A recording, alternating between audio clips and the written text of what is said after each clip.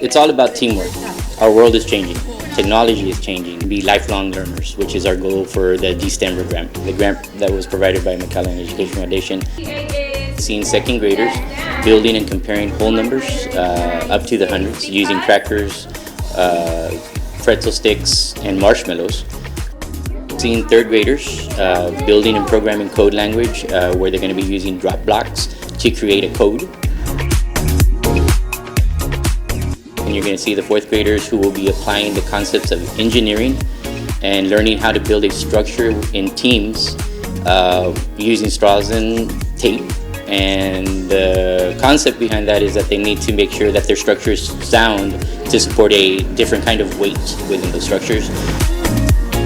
Finally, you will see fifth graders using household items such as vegetable oil, food coloring, and vinegar to create a chemical reaction and see them identify the properties of those liquids to describe their interactions.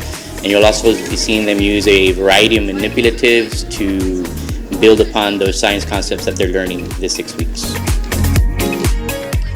It's a wonderful place, and we've seen our enrollment increasing due to that fact, because here at McAllen ISD we think different, we work different, and we all incorporate that with the students to become a lifelong learner.